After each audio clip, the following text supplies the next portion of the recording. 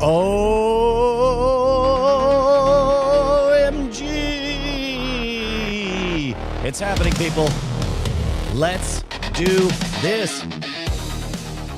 Welcome to Office Hours. This is an important moment. You beautiful people, you've done it. You've clicked. You've made it inside the big tent, despite all the laws of probability, despite all of time and space and the heat death of the universe conspiring to prevent you from this one moment. By God, you are here. In this strange upside-down world where we can't decide what's real and what's fake, we're here live. It's Office Hours, January 23rd, 2026. I'm Brian Brushwood. And today, we're going to begin a bit of a look back. You guys are going to dig this. Oh, there we go. Hold on. I'll click that right there. There we go. Awesome. For those of you guys who are late. Oh, so late. So late. Here are the rules. It all boils down to one thing. If you are here, you are one of the hardcore. You are one of the elite. You are part of the hallowed Diamond Club. And only the real ones get to flash the diamond symbol.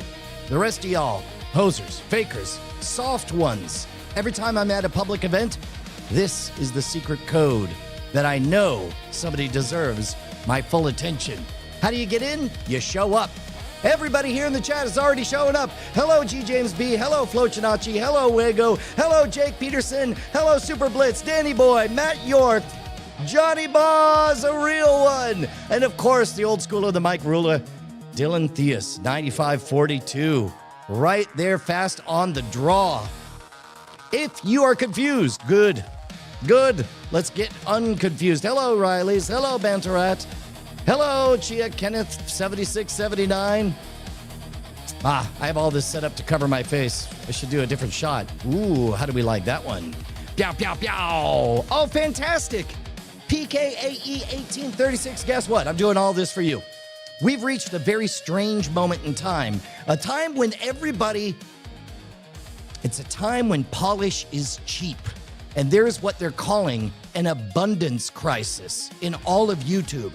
It is so dirt simple, cheap, and easy for people to press the robot make polish thing button, or press the divide us with rage bait button, or press the politically charged blah, blah, blah, blah, blah button. Everything perfectly engineered to seduce you into ultra-processed garbage informational calories. That is what we are fighting against right here. We are the ones who deceive, not the ones who get pushed around. And that's why every single day, since all the way back in 2025, I started showing up live every single day. Office Hours. If you got a project, I want to help you. If you are worried about the future of humans and the incoming scam-pocalypse, because guess what? There definitely is one. You guys have heard me going on and on and on about this little graphic.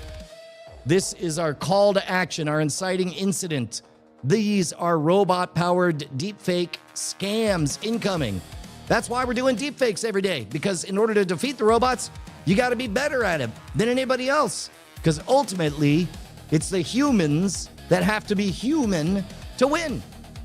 So part of that means a look forward. That's what all the deepfake stuff is. And another part is a look back. A lot of people have a lot of catching up to do. How many years? 18 years. 18 years of scam school. I had the idea and the pitch for the only show dedicated to social engineering at the bar and on the street in 2007. I gave that pitch before my daughter Josie was born. Josie is the walking embodiment of scam school. And meanwhile, you guys are all showing up. Some of you are old hands. A very, very small number of you have been there from the beginning and understand, and you're there for the journey going forward. Some of you guys know clips, little tidbits.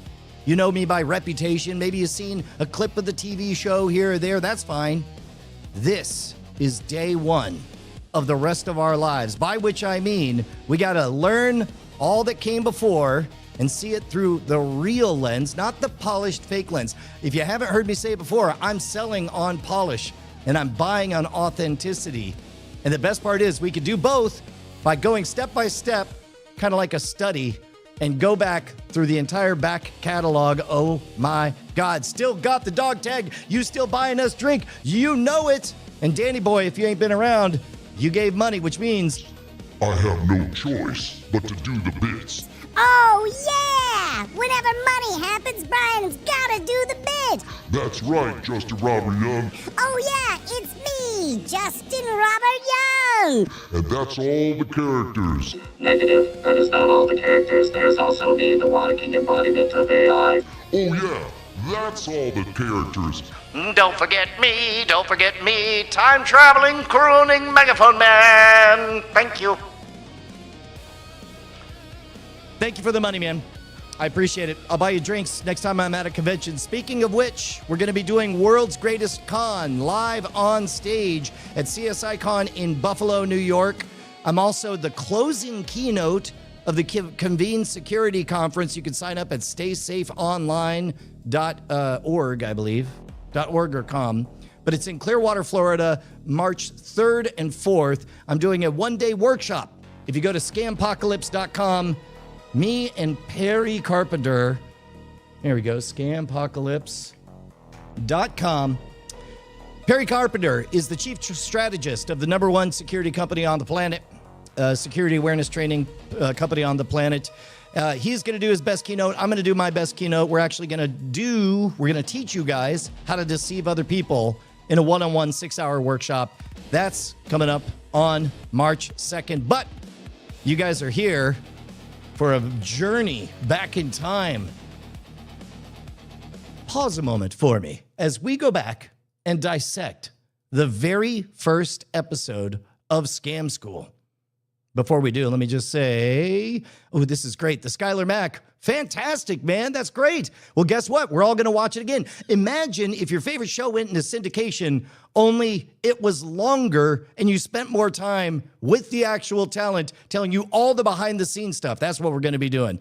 Now, I can't promise this every day. Office hours will happen every single day. But office hours, look,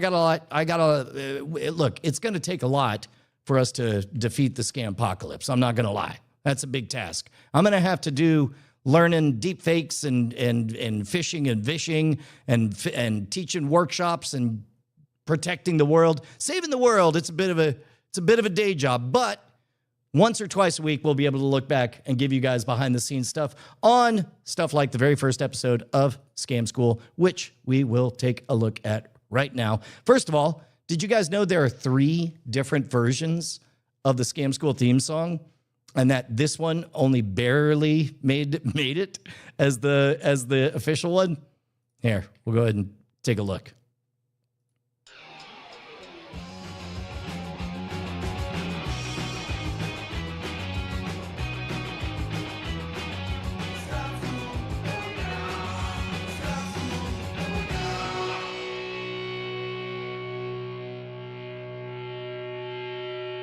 Okay, first of all, wow, that was a long intro. 20 seconds with that long, lingering, delicious note at the end.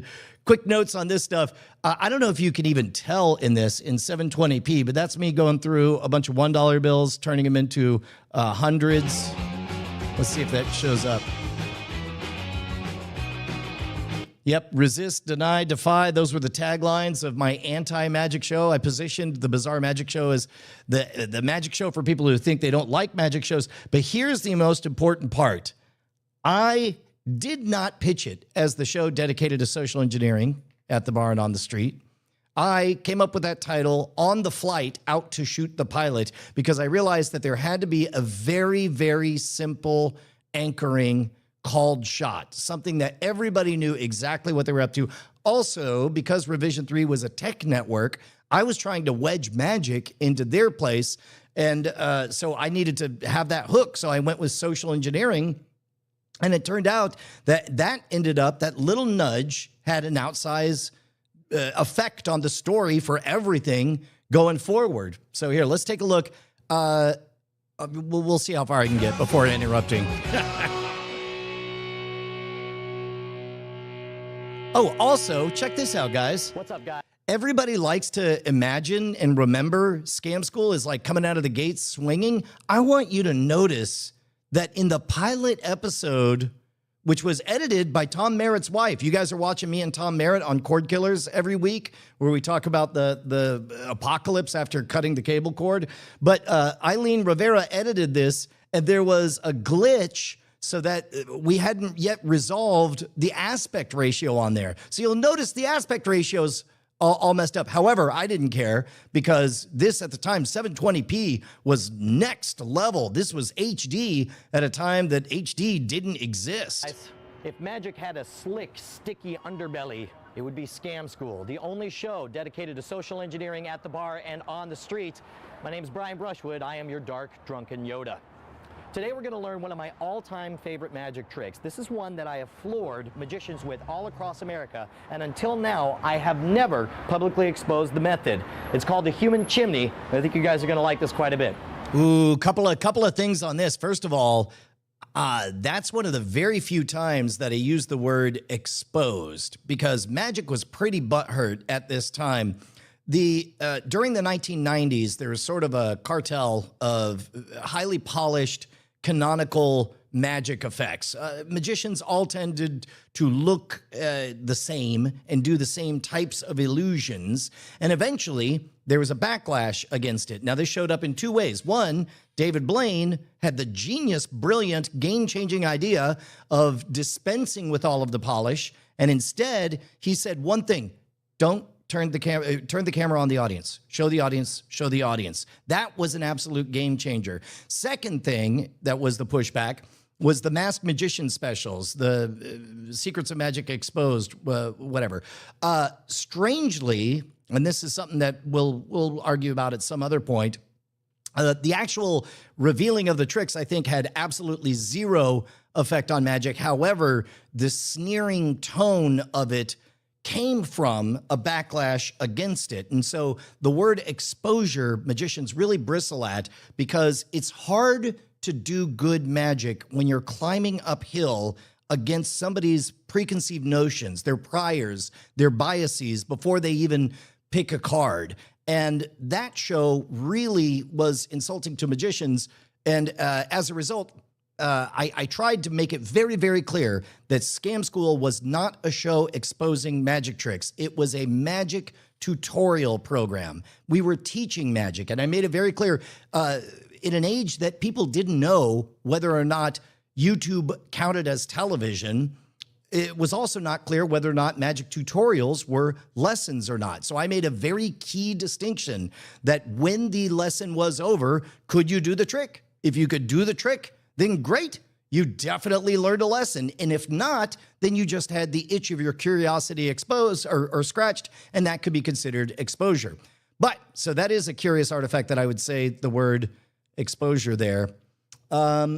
Also, well, here, let's take a, another thing. There was a bit of controversy on this episode when it came out, because this effect, the actual provenance of this effect goes all the way back to a Martin Gardner principle from World War II, I believe. And it was something that he had seen Japanese children doing. And it was out there in a public-facing book, but it was a brief pocket where most magicians had never heard of it. And I remember showing it to the incredible Danny Garcia, and he loved it so much that he made an entire release for a product called Warning that was a marketed and released thing. So strangely, when this episode came out, it was such a good trick that magicians got their panties in a twist, and some folks wanted to accuse me of exposing Daniel Garcia's Warning. Meanwhile, I'm the one who taught it, and also it didn't belong to either of us. It was written up by Martin Gardner.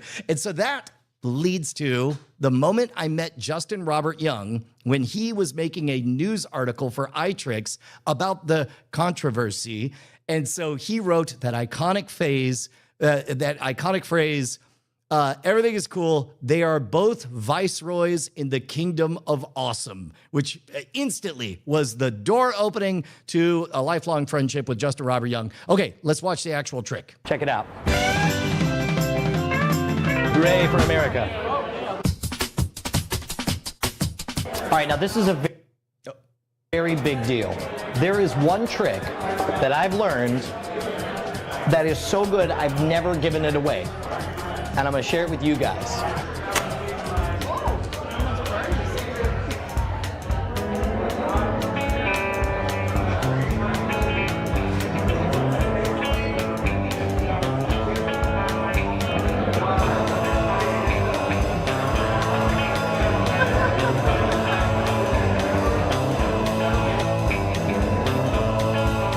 It actually dates back to World War I, and it's so rare, it's apparently very poorly documented, so most magicians don't even know how it's done. If you want to totally floor magicians, this is the trick to do it. Now you'll notice when you strike a match, you get this initial sulfur flash, and there's a little bit of smoke during it, but when the match is burning, there's virtually no smoke, right? It's only when the match goes out, that's when you get the most smoke.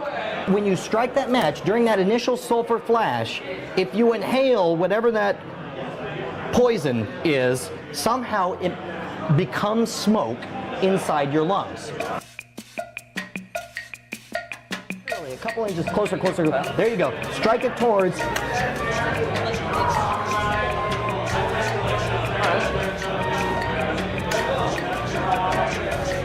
This is good. Release it slowly.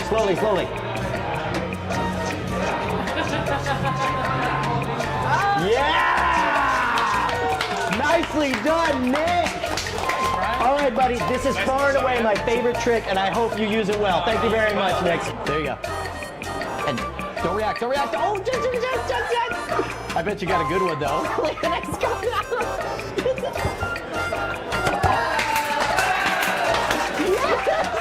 Yes! Oh, that's freaking great!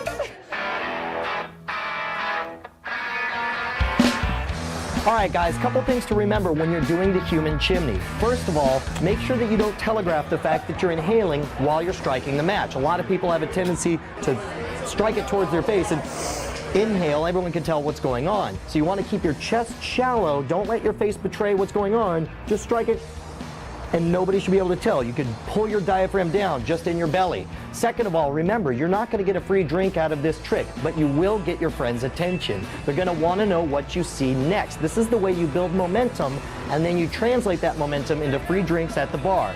Meanwhile, if you have any questions about this or any of the scams, or if you have a favorite scam you'd like to show us, put together a video clip and send me an email at ryan@revision3.com. If we use your submission on the air, I'll give you a free copy of my book, Cheats, Cons, Swindles, and Tricks, 57 Ways to Scam a Free Drink. You guys take care.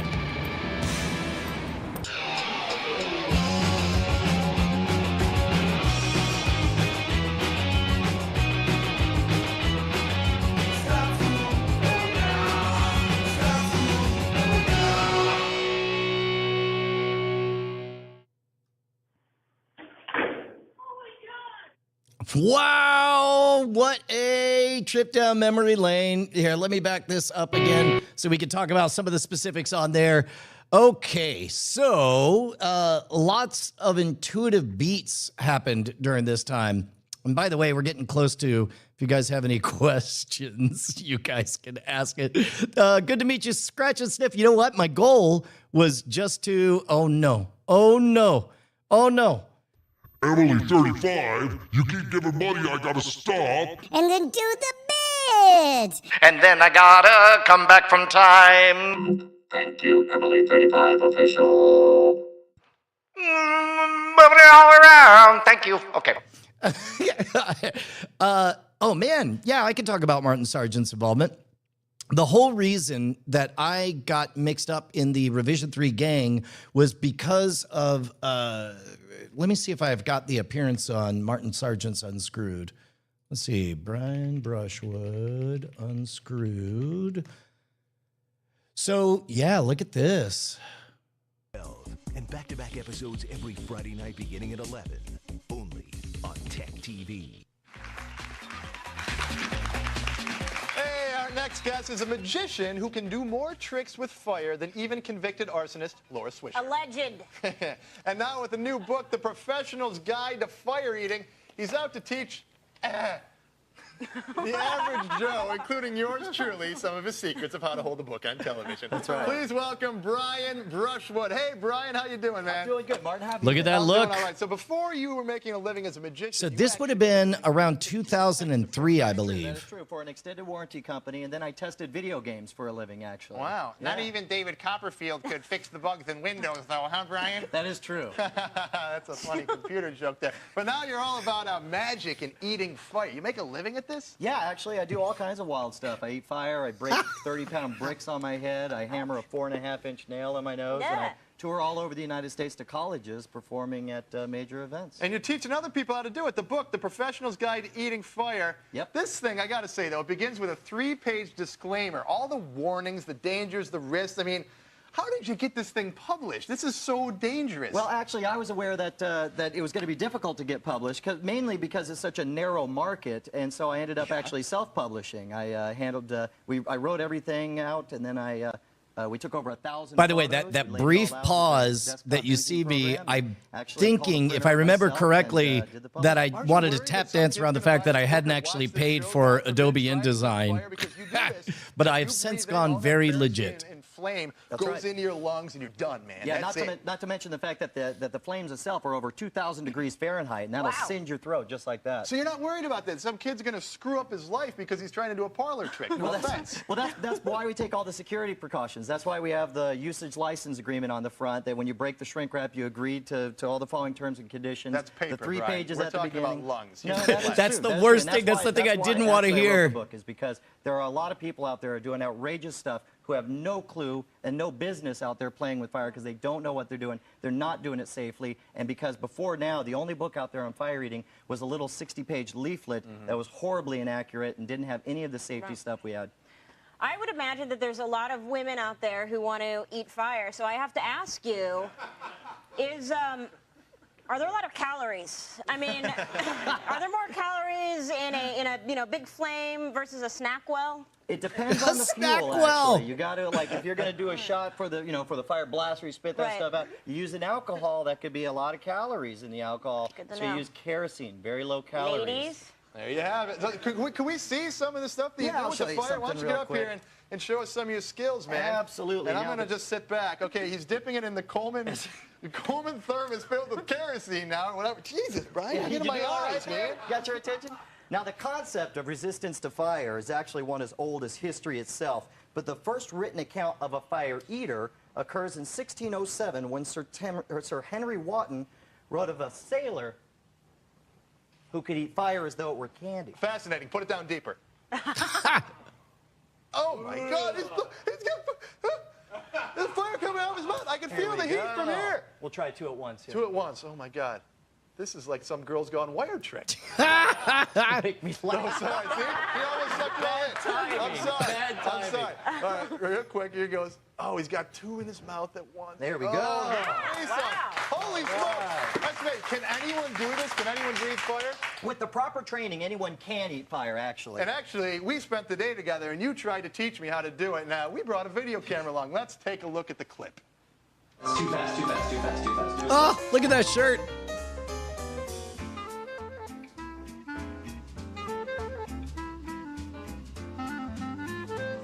Perfect, okay.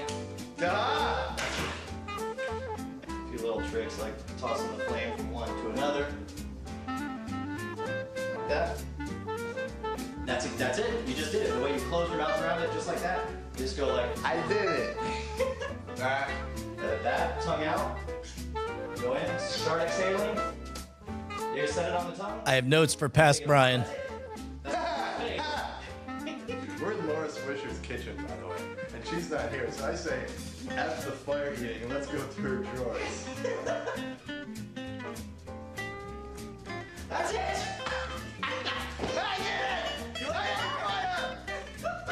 It looked great! It looked fantastic! There's nothing to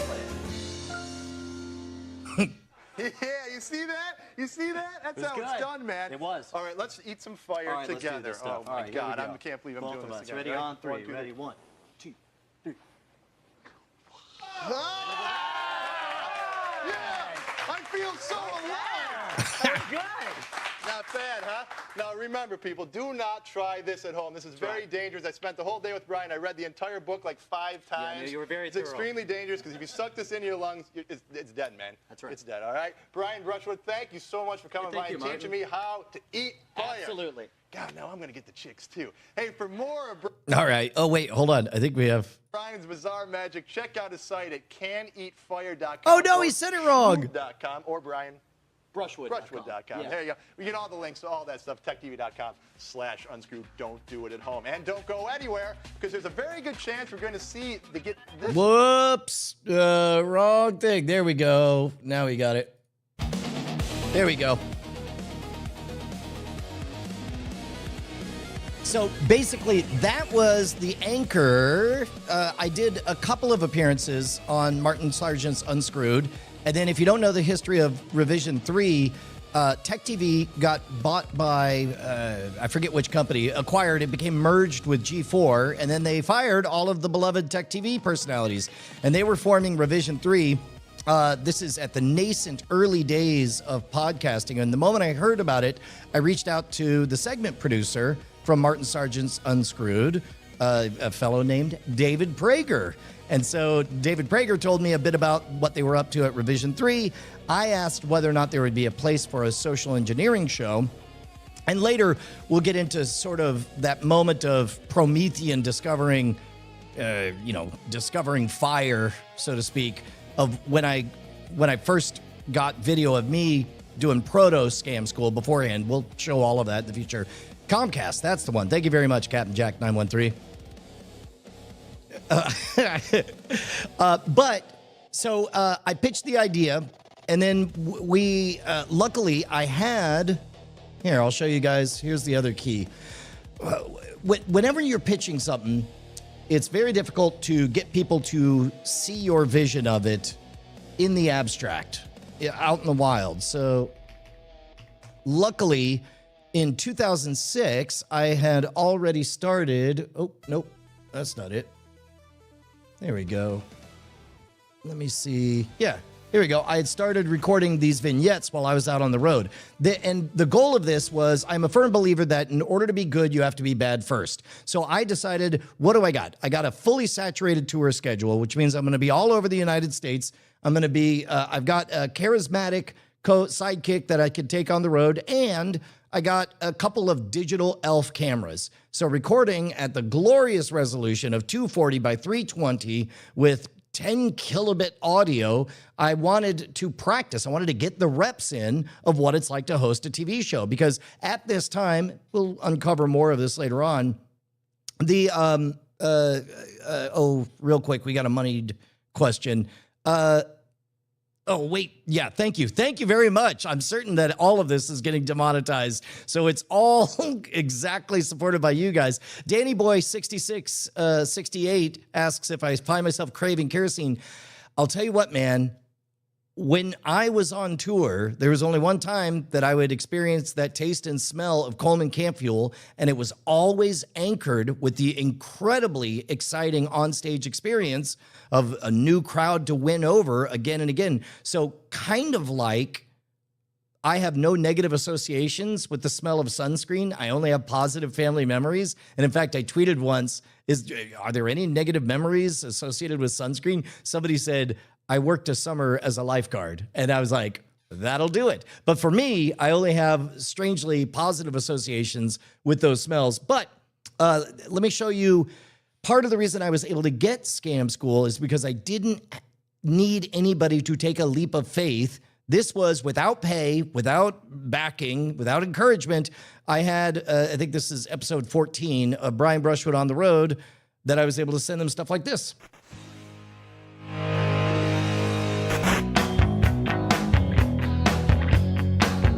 Here's how it works. First, take the one card, the 8 of spades, and put it on the top of your deck. Then walk up to a friend and say, hey buddy, let me show you a card trick. Why don't we pick a card? To pick the card, I'm going to have you turn over any number of cards you want. Let's go a step farther. I want you to turn over even more cards. So now you've picked some number of random cards twice. And then you fan the cards until you end up to the first face down card. And you say, that will be your card. You have them turn it over, and there it is, the 8 of spades. So the 8 of spades is your card. Go to your local airport. Book a flight to Denver, Colorado. Fly out to Colorado, get a rental car, I recommend Dollar. hop on Interstate 70, drive for about 3 hours west till you end up in Glenwood Springs. Turn south on Glenwood Springs, Highway 82, connect to 133, drive 35 miles till you get to mile marker number 64. At mile number 64, turn off on the little tiny dirt road, walk down to the little bridge, climb down these rocks, and then look for this red rock. And underneath this red rock will be the 8 of spades. So, you have them pick a car. You fly out to Colorado. You drive all the way to Glenwood Springs. Go 30 miles south on 133. Park at mile marker 64. Walk down to the river. Come walking along. And then, whoops, hey, what's this rock here? I tell you what. Is this your card? So all of the Brian Brushwood on the road stuff served double duty. Not only did it give me the opportunity to do the reps, which is the only thing that matters to becoming good. You got to be bad to be good. But more importantly, it gave me the opportunity to have something to point to, not a bunch of talk, but instead to be able to point to an actual working prototype that's a congruent with the ultimate thing that I was going to pitch. Oh, you're trying to autoplay? Not today, Satan. But so that leads us to the moment that they booked the pilots. We shot 4 of them at the House of Shields, and you'll notice, here we go. Check this out. The end scene. How many of you guys have seen the movie The Game with Michael Douglas? Let me see if we can find images. Images.google.com. House of Shields, The Game, Michael Douglas. Oh, it doesn't have it. It's a... the whole last scene of The Game is right in front. You see House of Shields in the background, but we're not going to find it. But in this case, we learned an awful lot. This is another thing. You could sit there and hypothesize about how good everything's going to go, but the House of Shields didn't get paid nothing. We just asked if we could shoot there. They're like, just don't bug everything. And there was a moment is before the technical equipment made it possible to have LED panel lights. We went in with giant soft boxes and fluorescent fixtures in there, and I'll never forget, Josh Villegas turns on the lights of the soft boxes, and then one of the patrons in the back blurts out, "Is there a problem, officer?" And all of a sudden, that was the first time that we realized, oh, we have to be discreet, and we have to not cause a problem for the very real locations that we're shooting in.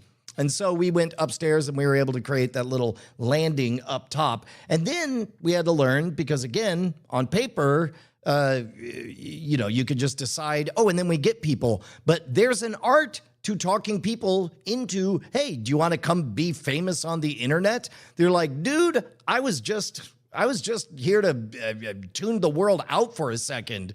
But luckily, we learned eventually how to do that. And this is, as you can tell, we have 2 shots of 2 groups of folks that we put together. This is the other important thing, is there came this moment as we were thinking about the release schedule. There was a strong temptation to save my best stuff. And there's an amazing scene. If you've ever seen Gattaca, there's our protagonist and his brother. His brother's trying to hunt him down. Our protagonist is genetically inferior and yet keeps on winning, but based on, he just keeps going. And so at the end, they play a game of chicken where they're swimming out away from the shore to see who's going to give up first. And then meanwhile, the genetically inferior brother keeps on going. They lose track, and the genetically superior brother says, we got to go back. And then meanwhile, there comes a moment when Ethan Hawke says, you want to know how I did it, Vincent? You want to know how I did it all this time? I never saved anything for the swim back. And that was what I thought. I thought, what is the problem I'm trying to solve for by saving something for down the road? Whatever that is, let that be a problem that is a real problem for me to encounter. Because around this time, Mythbusters had already run out of myths to test. They were starting to grab stuff from the chat forums. They're like, just literally give us anything. And I thought, that is the kind of problem I want to have. And so as a result, whatever was most precious to me personally, that I loved the most, always jumped the line, and when it was appropriate, went on Scam School. The only rules that I would do were, oh my goodness, Brent Schlenker. Thank you so much for having me out to DevLearn in 2012. So great. I'm so glad that you brought me out for that. I'm starting to do more keynotes these days. As a matter of fact, I don't know if you heard earlier, I just got named the closing keynote of Convene, the security conference. Those talks have gotten quite good, and DevLearn was such an important keystone moment in polishing all of that up. I'm really so great to hear from you again, man. Thank you so much. Oh, the Kings and Queens story magic trick again. Yeah, we'll get to that. Boy, there's stories on stories, gang. I'll tell you what. In fact, if you guys, let me see if there's any other specific points on this first one. Oh, I guess the trick itself, it's just exactly like it looks. I'm pretty sure it's poisonous. You probably shouldn't do it. It seems to work. Nowadays, I suspect this is a little bit less impressive for two reasons. One, everybody's familiarity with cigarettes and matches is different now. It used to be that the only way you saw smoke, this is pre-vaping. Think about this. This trick exists before vaping was a thing. So as a result, that miraculous effect of the match lighting and the smoke coming out, that's actually the water vapor inside your lungs clouding up exactly the way a vape would. So here, I'm going to do it for you. We're going to play the classics.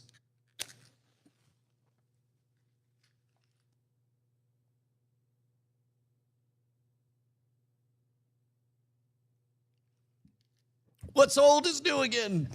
1059 The Cat. That's a radio classic. There we go. Oh, here. This will play in like 3 seconds as the hard drive spins up. Yeah, it's exactly what it looks like. Oh, here we go. 105. There we go. The Cat. Sam Downey asks, what's the best old trick that we've done on Scam School episode on Revision 3? We'll get to all of that stuff. I think that unless you have any other questions about episode 1, I'm going to not take my own advice, and I am going to save something for the swim back because I'd like to keep doing these every Friday. If you guys are late to the party, if you're just showing up, look, all of this boils down to one very simple thing. I'm showing up every single day for a number of reasons, the chief among which thrilled to do, and I'm flattered that my 18-year-old daughter is down for it. So for now, I'm going to leave this a shorter office hours than usual. Next office hours, we're going to be doing a deepfake where we're going to be testing whether or not it's possible that a deepfake could be better than somebody acting. The trick, oh my gosh, here. Sorry, I forgot. We got to look at the agenda. We checked in on the fakes. We did it. So I've got a bit of homework. I've got two. There we go. Let me do this one like this. There we go.